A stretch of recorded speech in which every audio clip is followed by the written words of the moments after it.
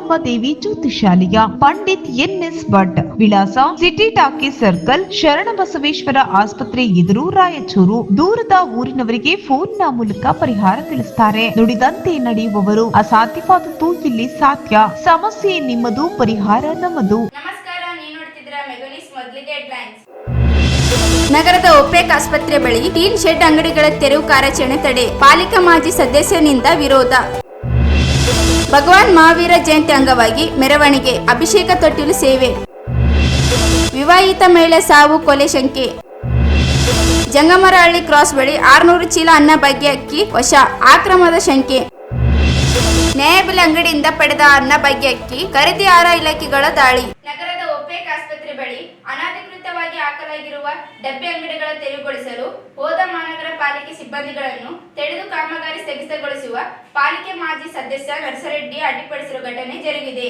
ಆಸ್ಪತ್ರೆ ಎದುರುಗಡೆ 11 ಕೆವಿ ವಿದ್ಯುತ್ ಲೈನ್ ಮಾರ್ಗದಲ್ಲಿ ಟೀನ್ ಶೆಡ್ಗಳನ್ನು ಹಾಕಿರುವುದರಿಂದ ಮುನ್ನೆಚ್ಚರಿಕೆಯನ್ನು ಜೆಸ್ಕಾ ಅಧಿಕಾರಿಗಳು ಪಾಲಿಕೆ ಆಯುಕ್ತರಿಗೆ ಪತ್ರ ಬರೆದು ಎಚ್ಚರಿಸಿದರು. 11ನೇ ಕೆವಿ ವಿದ್ಯುತ್ ತಂತಿ ಮಾರ್ಗದಲ್ಲಿ ಇರುವ ಟೀನ್ ಶೆಡ್ಗಳೇ ಇರುವುದರಿಂದ ಆಕಸ್ಮಿಕವಾಗಿ ವಿದ್ಯುತ್ ತಂತಿ ಕಡಿದು ಬಿದ್ದರೆ ಭಾರಿ ಅನಾಹುತ ಆಗುವ ಸಾಧ್ಯತೆಗಳ ಹಿನ್ನೆಲೆಯಲ್ಲಿ ಡಬ್ಬೆ ಅಂಗಡಿಗಳನ್ನು ತೆರವುಗೊಳಿಸುವಂತೆ ಮನವಿ ಮಾಡಿದರು. ಅಪಾಯದ ಹಿನ್ನೆಲೆಯಲ್ಲಿ ಮಹಾನಗರ ಪಾಲಿಕೆ ಆಯುಕ್ತ ಜುಬಿನ್ ಮೋಹನ್ ಪಾತ್ರ ಇವರ ಸೂಚನೆ ಮೇರೆಗೆ ಸಿಬ್ಬಂದಿಗಳು ತೆರವಿಗೆ ಹೋದಾಗ ಬಡಾವಣೆ ಮಾಜಿ ಸದಸ್ಯ ನರಸಾರೆಡ್ಡಿ ಅಂಗಡಿಗಳನ್ನು ತೆರವಿಗೆ ವಿರೋಧಿಸಿದ್ದಾರೆ. ಸಿಬ್ಬಂದಿಗಳೊಂದಿಗೆ ವಾಗ್ವಾದಕ್ಕಿಳಿದು ಅಂಗಡಿಗಳನ್ನು ತೆರವುಗೊಳಿಸಿದ್ದಕ್ಕೆ ಸಿಬ್ಬಂದಿಗಳ ಮೇಲೆ ರಾಜಕೀಯ ಒತ್ತಡ ತಂದಿದ್ದಾರೆ ಎಂದು ಹೇಳಲಾಗುತ್ತಿದೆ. ಒತ್ತಡ ಅಪಾಯದಲ್ಲಿರುವ ಅಂಗಡಿಗಳನ್ನು ತೆರವುಗೊಳಿಸುವಂತೆ ಶಾಸಕ ಡಾಕ್ಟರ್ ಶಿವರಾಜ್ ಪಾಟೀಲ್ ಸೂಚಿಸಿದ್ದಾರೆ. ಈ ಕುರಿತು ಪಾಲಿಕೆ ಅಧಿಕಾರಿಗಳೊಂದಿಗೆ ಮಾತುಕತೆ ನಡೆಸಿ ಮುಂದಾಗುವ ಅಪಾಯ ತಪ್ಪಿಸಲು ಎಚ್ಚರಿಕೆ ವಹಿಸಲು ಸೂಚಿಸಿದ್ದಾರೆ ಎನ್ನಲಾಗಿದೆ. ಆದರೆ ಪಾಲಿಕೆ ಸದಸ್ಯ ನರಸಾರೆಡ್ಡಿ ಅವರು ಕಾಂಗ್ರೆಸ್ ಮುಖಂಡ ರವಿ ಬೋಸರಾಜ್ ಇವರನ್ನು ಸಂಪರ್ಕಿಸಿ ತೆರವು ತಡೆಯಂತೆ ಒತ್ತಾಯಿಸಿದ್ದಾರೆ ಎಂದು ಹೇಳಲಾಗಿದೆ. ರವಿ ಬೋಸರಾಜ್ ಇವರ ಪಾಲಿಕೆ ಅಧಿಕಾರಿಗಳೊಂದಿಗೆ ಮಾತುಕತೆ ನಡೆಸಿ ತೆರವು ಕಾರ್ಯಾಚರಣೆಯಲ್ಲಿ ನಿಲ್ಲಿಸುವಂತೆ ಸೂಚಿಸಿದ್ದಾರೆ ಎಂದು ಹೇಳಲಾಗುತ್ತಿದ್ದು, ತೆರವು ಕಾರ್ಯಾಚರಣೆ ಸ್ಥಗಿತಗೊಂಡಿದೆ.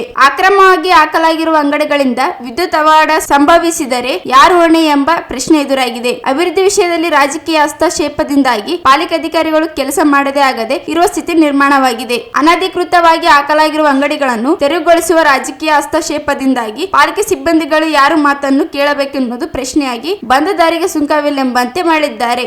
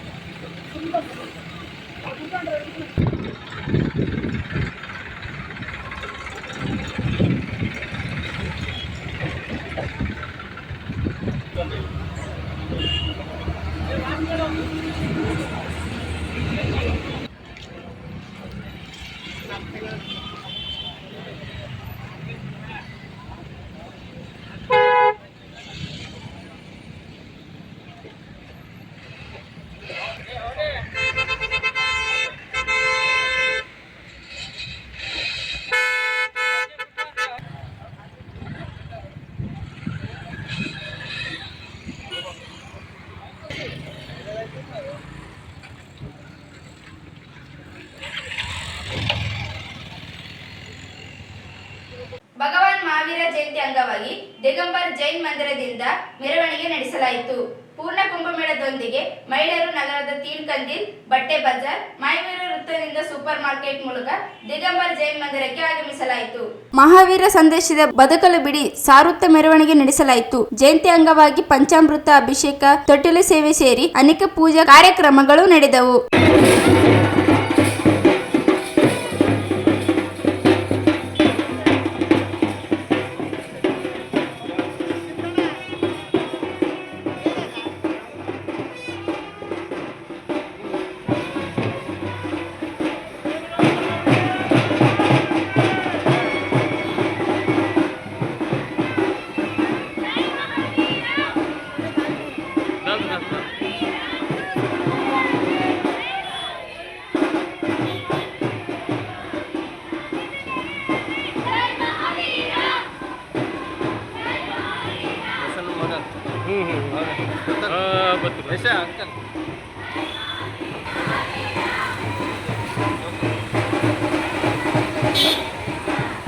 ಓಕೆ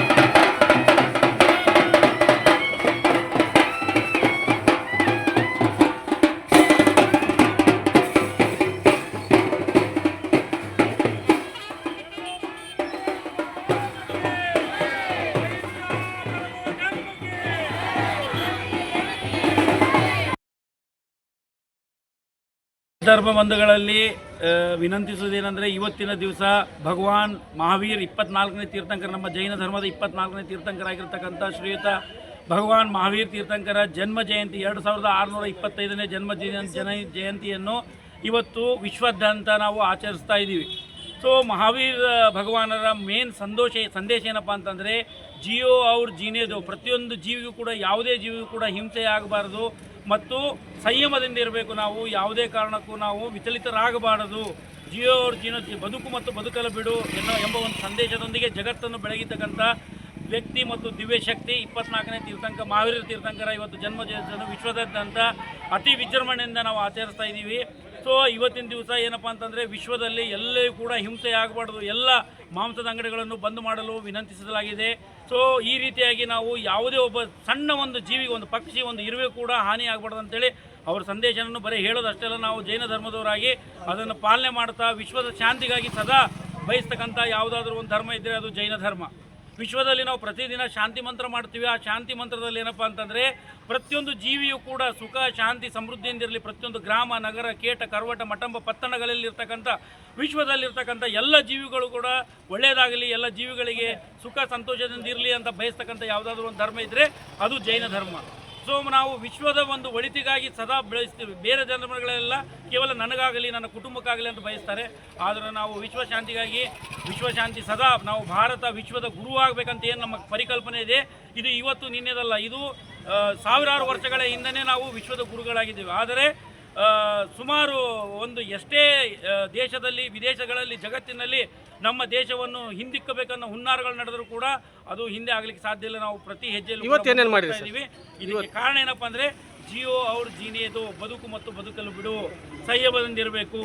ಸೊ ಇವತ್ತೇನೇನು ಮಾಡಿರಿ ಸರ್? ಇವತ್ತು ಮಹಾವೀರ ತೀರ್ಥಂಕರ ಜನ್ಮ ಕಲ್ಯಾಣ 2625ನೇ ಜನ್ಮ ಕಲ್ಯಾಣದ ಸಮಾಜ ಅಧ್ಯಕ್ಷ ಮಹಾವೀರ ಜೈನ್, ಭೀಮರಾವ್, ಪ್ರಕಾಶ್ ಅರ್ದರ್, ಜೈತೇಂದ್ರ ಅರ್ದರ್, HB ಪ್ರಸಾದ್ ಜೈನ್, ಉದಯ್ ಕುಮಾರ್ ಜೈನ್, ಕಿರಣ್ ಅರ್ದರ್, ಶ್ರೀ ಪಾದಾರ ಅರ್ದರ್ ಸೇರಿದಂತೆ ಮಹಿಳೆಯರು, ದಿಗಂಬರು, ಜೈನ್ ಸಮುದಾಯ ಜನರು ಭಾಗವಹಿಸಿದ್ದರು. ಈಗ ಚಿಕ್ಕದೊಂದು ಬ್ರೇಕ್ನ ನಂತರ ಮೆಗಲಿಸ್ ಮುಂದುವರಿಯುತ್ತದೆ.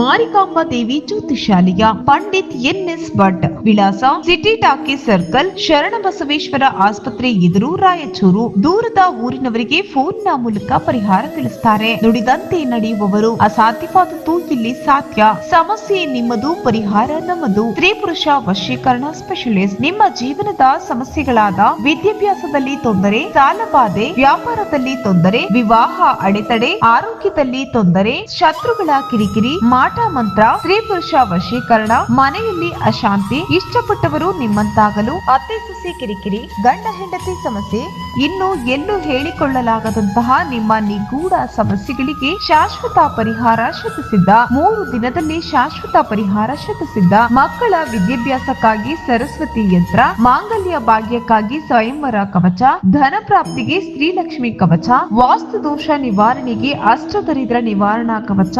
ಇನ್ನು ನಿಮ್ಮ ಯಾವುದೇ ಸಮಸ್ಯೆಗಳಿದ್ರೂ ಕೇವಲ 3 ದಿನದಲ್ಲಿ ಪರಿಹಾರ ಶತಸಿದ್ಧ. ಈಗಲೇ ಸಂಪರ್ಕಿಸಿ 8861952825. ಬ್ರೇಕ್ನ ನಂತರ ಮೆಗನಿಸ್ಗೆ ಸ್ವಾಗತ. ನಗರದ ವಿಜ್ಞಾನ ಕೇಂದ್ರದಲ್ಲಿ ಪ್ರೋಗ್ರಾಂ ಅಸಿಸ್ಟೆಂಟ್ ಆಗಿ ಕಾರ್ಯನಿರ್ವಹಿಸಿದ್ದ ಮಹಿಳೆಯೊಬ್ಬಳ ಅನುಮಾನಾಸ್ಪದವಾಗಿ ಸಾವನ್ನಪ್ಪಿದ ಘಟನೆ ನಗರದಲ್ಲಿ ನಡೆದಿದ್ದು, ಮಹಿಳೆಯ ಪೋಷಕರು ಗಂಡನ ಮನೆಯವರ ವಿರುದ್ಧ ಕೊಲೆ ಹಾಗೂ ವರದಕ್ಷಿಣೆ ಕಿರುಕುಳ ಆರೋಪ ಮಾಡಿ ಪ್ರಕರಣ ದಾಖಲಿಸಿದ್ದಾರೆ.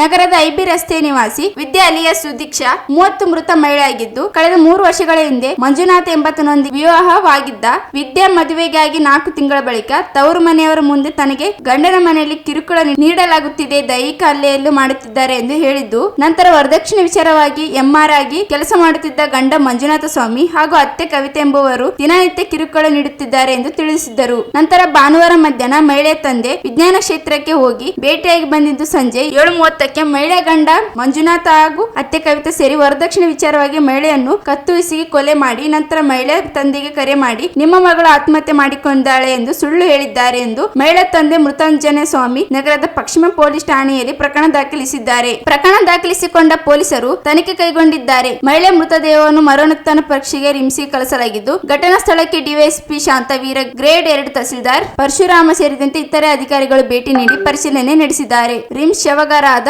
ಮುಂದೆ ಮೃತ ಮಹಿಳೆಯ ಪೋಷಕರ ಆಕ್ರಂದನ ಮುಗಿಲು ಮುಟ್ಟಿತ್ತು. ಆರೋಪಿಗಳಾದ ಮಂಜುನಾಥ ಮತ್ತು ಕವಿತಾ ಎಂಬುವರ ವಿರುದ್ಧ ಕಠಿಣ ಕಾನೂನು ಕ್ರಮ ಕೈಗೊಳ್ಳಬೇಕು ಮತ್ತು ಮೃತಾಳ ಸಾವಿಗೆ ನ್ಯಾಯ ಒದಗಿಸಬೇಕೆಂದು ಪೋಷಕರು ಒತ್ತಾಯಿಸಿದರು.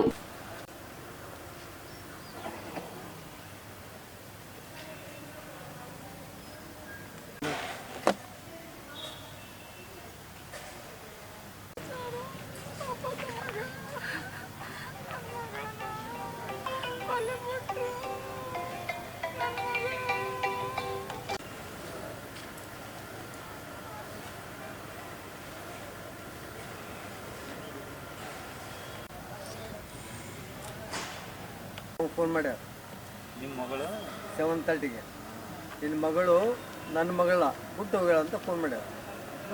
ಅಂದ ತಕ್ಷಣ ನಾವು 8 ಗಂಟೆಗೆ ಹೋದ್ವಿ. 7:39 ಆ ರೂಮ್ನಾಗ ಏನು ಮಾಡ್ಯಾರ ತಂದು ಆಲೇ ಮನ್ಸ್ಬಿಟ್ಟಿದ್ರು. ಅಷ್ಟೆಲ್ಲ ಮುಗಿಸ್ಯಾರ. ಈಗ ಆ್ಯಕ್ಚುಲಿ ಆ ಹುಡುಗಿ ಮ್ಯಾಗ ತೆಗೆದ್ರು ಅಂದ್ರೆ ಪ್ರಿಪೇರ್ ಮಾಡಿ ಉರ್ಲ ಹಾಕಿ ಕುತ್ತಿಸಿಗಿ ಒಂದು ರೆಕ್ಕೆಗೆ ಹಾಕಿರುತ್ತೆ. ಸೀರೆ ಕಟ್ಟಾರ ರೆಕ್ಕೆ ಬೈಗಿಲೇ ಇಲ್ಲ. ಸ್ವಲ್ಪ ಇಲ್ಲಿ ಮುರಿದ ಮಾಡ್ಯಾರ. ತಾವೇ ಬಾಗಿಲ್ದು ಮುರಿದಾರ ಬೇಕಂತ ತೋರ್ಸಕ ಇವರಿಗೆ ಅಷ್ಟೆಲ್ಲ ಮಾಡ್ಯಾರ. ಆಮೇಲೆ ಎಷ್ಟು ವರ್ಷ ಆಯ್ತು ಮದುವೆ ಆಗಿ? ಮದುವೆಗೆ 2 ವರ್ಷ ಮೇಲೆ ಆಯ್ತು. ನಿನ್ನೆ ಕರೆಕ್ಟ್ 29ಕ್ಕೆ ಪೊಲೀಸ್ ಸ್ಟೇಷನ್ಗೆ ನಾವು ಕುಂತು ಸರಿ ಮಾಡಿ ಕರ್ಕೊಂಡು ಹೋಗ್ತೀವಿ ಅಂದ್ರು ಕಳ್ಸಂಗಿಲ್ಲ. ಇಲ್ಲ ಹುಡುಗಿನ ಇಟ್ಕೊಂಡಿಲ್ಲ, ಹುಡುಗಿ ಜೊತೆನೇ ಎತ್ಕೊಂಡು ಕರ್ಕೊಂಡು ಹೋಗ್ತೀವಿ ಡ್ಯೂಟಿಗೆ. ಸಂಬಳ ತಂದು ಕೊಡೋದು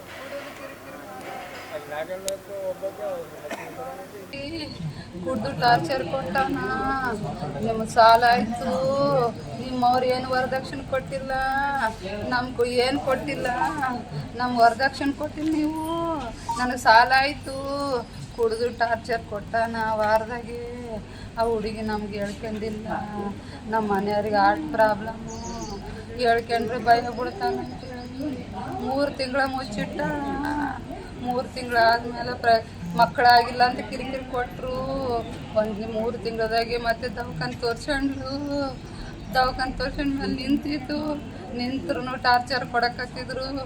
ಕೂಸಿನ ನಾನು ಟಾರ್ಚರ್ ಕೊಡೋದು ನೋಡಿ ಕೂಸು ಏನೇನು ಆಗ್ತದ, BP ಹೆಚ್ಚು ಕಡಿಮೆ ಆಗ್ತದ, ಟೆನ್ಷನ್ ಮಾಡ್ಕೊಂಡ್ರಂತ ನಾನು ಮನೆಗೆ ಕರ್ಕೊಂಬರ್ತಿದ್ದೆ. ಟಾರ್ಚರ್ ಅಂದ್ರೆ ಯಾವ ರೀತಿ ಕೊಡ್ತೀರಮ್ಮ? ಕುಡಿಯೋದು ರಾತ್ರಿ ಅಂಥ ಸುಳ ಮಕ್ಕಳು ಇಂಥ ಸುಳ ಮಕ್ಕಳು ಬಾಯಿಗೆ ಬಂದು ಹೊಡೆಯೋದು, ಕಿರಿಕಿರಿ, ಕುಡಿಯೋದು, ಒದ್ರೋದು, ಮನ್ಸಿಗೆ ಬಂದಂಗೆ ಬೈಯೋದು, ನಿಮ್ಮಿಂದ ನಮ್ಗೆ ಟಾರ್ಚರು, ನೀವು ನಿಮ್ಮ ಮಗಳಿಗೆ ಕೊಡೋದು, ಬೆಳಗಾನ ಎಬ್ಸೋದು, ಟಾರ್ಚರ್ ಕೊಡೋದು, ಬೆಳಗ್ಗೆ ಮುಂಜಾನೆ ಡ್ಯೂಟಿಗೆ ಹೋಗ್ಬೇಕಾಕಿ, ಮತ್ತೆಲ್ಲ ಮಾಡಿಟ್ಟು ಹೋಗ್ಬೇಕು. ಏನು ಡ್ಯೂಟಿ ಮಾಡ್ತೀರಿ? ವಿಜ್ಞಾನ ಕೇಂದ್ರದಾಗ ಮಾಡ್ತಿದ್ದೇಳ್ರಿ.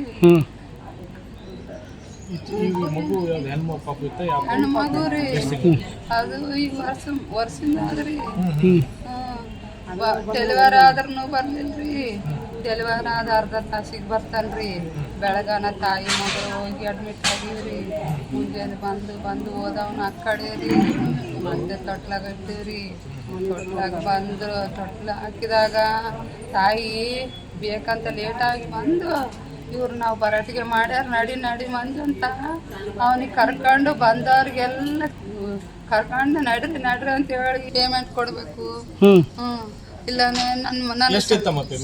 ಆಕೆಗೆ ಎಷ್ಟು 35 ಎಷ್ಟು 40 ನಾನು ಆಕಿಗಿರ್ಲಿ ಅಂತ ಬಂಗಾರ ಕೊಡ್ಲಿಲ್ರಿ ಅವರು. ನಾನು ತಾಳಿ ಚೈನ ಮಾಡ್ಸಿದೆ.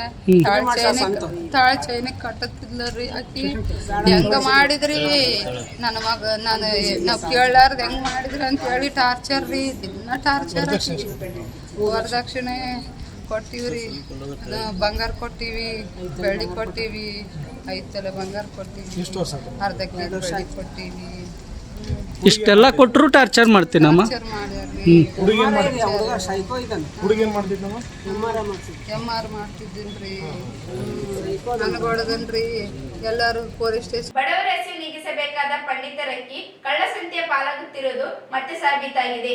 ತಾಲೂಕಿನ ಮಸ್ಕಿ ಮುಖ್ಯ ರಸ್ತೆಯ ಜಂಗಮರಳಿ ಕ್ರಾಸ್ ಬಳಿ ಶುಕ್ರವಾರ ಮುಂಜಾನೆ ಕವಿತಾಳ ಪೊಲೀಸರು ಹಾಗೂ ಆಹಾರ ಇಲಾಖೆ ಅಧಿಕಾರಿಗಳು ಜಂಟಿ ಕಾರ್ಯಾಚರಣೆ ನಡೆಸಿ ಅಕ್ರಮವಾಗಿ ಸಾಗುತ್ತಿದ್ದ ಸುಮಾರು 8 ಲಕ್ಷ ರೂಪಾಯಿದ ಮೌಲ್ಯದ ಶುಕ್ರವಾರ ಮಾರ್ಚ್ 27 ಮುಂಜಾನೆ 6 ಗಂಟೆಗೆ ಸುಮಾರಿಗೆ ಜಂಗಮರಳಿ ಕ್ರಾಸ್ ಬಳಿ ಅಕ್ರಮ ಅಕ್ಕಿ ಸಾಗಾಟದ ಖಚಿತ ಮಾಹಿತಿ ಮೇರೆಗೆ ದಾಳಿ ನಡೆಸಿದಾಗ ಭಾರಿ ಪ್ರಮಾಣದ ಅಕ್ಕಿ ಪತ್ತೆಯಾಗಿದೆ. ತಲಾ 50 ಕೆಜಿ ಒಟ್ಟು 600 ಚೀಲಗಳಷ್ಟು ಸುಮಾರು 30 ಟನ್ ಅಕ್ಕಿಯನ್ನು ಅಕ್ರಮವಾಗಿ ಸಾಗಿಸಲಾಗುತ್ತಿದ್ದು, ಇದರ ಮೌಲ್ಯ ಅಂದಾಜು 8 ಲಕ್ಷ ರೂಪಾಯಿ ಎಂದು ತಿಳಿದು ಬಂದಿದೆ. ಈ ದಂಧೆಯ ಹಿಂದೆ ಆಲಪುರ ಮೂಲದ ವೀರಸ್ವಾಮಿ ತಂದೆ ಶಂಕರಯ್ಯ ಸ್ವಾಮಿ ಎಂಬಾತನ ಕೈವಾಡವಿರುವುದು ಪ್ರಾಥಮಿಕ ತನಿಖೆಯಿಂದ ತಿಳಿದು ಬಂದಿದೆ. ಆಹಾರ ನಿರೀಕ್ಷಕ ದೇವರಾಜ್ ಕುರಡಿಗೆ ಅವರು ನೀಡಿದ ದೂರಿನ ಮೇರೆಗೆ ಕವಿತಾಳ್ ಪೊಲೀಸ್ ಠಾಣೆಯಲ್ಲಿ ಪ್ರಕರಣ ದಾಖಲಾಗಿದ್ದು ಮುಂದಿನ ಕಾನೂನು ಕ್ರಮ ಕೈಗೊಳ್ಳಲಾಗಿದೆ. ರಾಯಚೂರು ನಗರದಲ್ಲಿ ಎಕ್ಕಿಲ್ಲದ ಪಂಡಿತರ ಅಕ್ರಮ ಅಕ್ಕಿ ಖರೀದಿ ದಂಧೆ ಅನಾವೃತವಾಗಿ ನಡೆಯುತ್ತಿದೆ. ರೇಷನ್ ಅಂಗಡಿ ಮುಂದೆ ಕುಳಿತು ಪಂಡಿತರ ಅಕ್ಕಿ ಖರೀದಿ ಮಾಡಲಾಗುತ್ತಿರುವುದು ಬಹಿರಂಗವಾಗಿ ನಡೆಯುತ್ತಿದೆ. ಪಂಡಿತರ ಚೀಟಿದರಿಂದ ಮಧ್ಯವರ್ತಿಗಳು ಅಕ್ಕಿ ಖರೀದಿ ಮಾಡುತ್ತಿದ್ದಾರೆ. ಮಹಿಳೆಯರು, ಯುವಕರು ತೂಕದ ಮಷೀನ್ ಇಟ್ಟುಕೊಂಡು ಪಂಡಿತರ ಅಕ್ಕಿ ಖರೀದಿ ಮಾಡುತ್ತಿರುವುದನ್ನು ಆಹಾರ ಇಲಾಖೆ ಅಧಿಕಾರಿಗಳು ಪತ್ತೆ. 18 ರೂಪಾಯಿ 1 ಕೆಜಿ ಪಂಡಿತರ ಅಕ್ಕಿ ಖರೀದಿ ಮಾಡುತ್ತಿದ್ದು ದುಬಾರಿ ಬೆಲೆಗೆ ಮಾರಾಟ ಮಾಡಲಾಗುತ್ತಿದೆ. ಸಾರ್ವಜನಿಕರ ದೂರಿನ ಮೇರೆಗೆ ಪೊಲೀಸರು, ಆಹಾರ ಇಲಾಖೆ ಅಧಿಕಾರಿಗಳು ದಾಳಿ ನಡೆಸಿದ್ದಾರೆ. ಪೊಲೀಸರು ಬಂದಾಗ ಖರೀದಿ ಮಾಡಿದ ಅಕ್ಕಿ ಬಿಟ್ಟು ದಂಧೆಕೋರರು ಪರಾರಿಯಾಗಿದ್ದಾರೆ. ರೇಷನ್ ಅಂಗಡಿ ಬಳಿ 18 ರೂಪಾಯಿಗೆ 1 ಕೆಜಿ ಅತ್ತೆ ಪಡಿಸರೆ ಅಕ್ಕಿ ಖರೀದಿಸಿ 20 ರೂಪಾಯಿ ಅತ್ತೆ ಬೇರೆಯವರಿಗೆ ಪಂಡಿತರ ಮಾರಾಟ ಮಾಡಲಾಗುತ್ತಿದ್ದು ಎಂದು ದೂರು ಕೇಳಿ ಬಂದಿದೆ. ಸ್ಥಳಕ್ಕೆ ಆಹಾರ ಇಲಾಖೆ ಇನ್ಸ್ಪೆಕ್ಟರ್ ಶಿವಮೂರ್ತಿ ಮತ್ತು ಸರ್ದಾರ್ ಬಜಾರ್ ಪೊಲೀಸರು ಭೇಟಿ ನೀಡಿ ಪರಿಶೀಲನೆ ನಡೆಸಿದ್ದಾರೆ.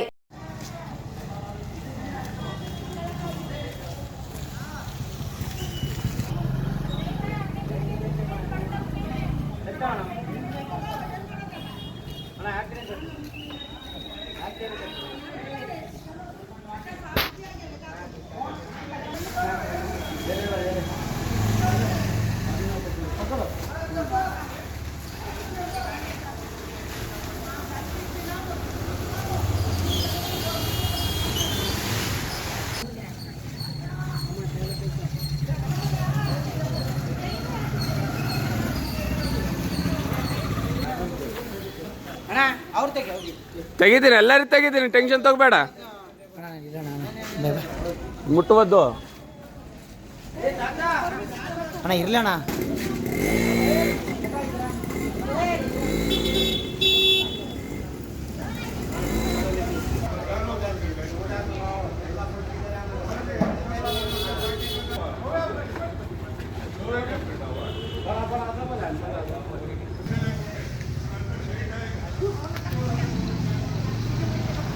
ಕೊನೆಯಲ್ಲಿ ಮತ್ತೊಮ್ಮೆ ಹೆಡ್ಲೈನ್ಸ್. ನಗರದ ಒಪೆಕ್ ಆಸ್ಪತ್ರೆ ಬಳಿ ಟೀನ್ ಶೆಡ್ ಅಂಗಡಿಗಳ ತೆರವು ಕಾರ್ಯಾಚರಣೆ ತಡೆ. ಪಾಲಿಕಾ ಮಾಜಿ ಸದಸ್ಯನಿಂದ ವಿರೋಧ. ಭಗವಾನ್ ಮಹಾವೀರ ಜಯಂತಿ ಅಂಗವಾಗಿ ಮೆರವಣಿಗೆ, ಅಭಿಷೇಕ ತೊಟ್ಟಿಲು ಸೇವೆ. ವಿವಾಹಿತ ಮಹಿಳೆ ಸಾವು, ಕೊಲೆ ಶಂಕೆ. ಜಂಗಮರಹಳ್ಳಿ ಕ್ರಾಸ್ ಬಳಿ 600 ಚೀಲ ಅನ್ನ ಭಾಗ್ಯ ಅಕ್ಕಿ ವಶ, ಆಕ್ರಮದ ಶಂಕೆ. ನ್ಯಾಯಬೆಲೆ ಅಂಗಡಿಯಿಂದ ಪಡೆದ ಅನ್ನ ಭಾಗ್ಯ ಅಕ್ಕಿ ಖರೀದಿ ಆಹಾರ ಇಲಾಖೆಗಳ ದಾಳಿ. ಇದಷ್ಟು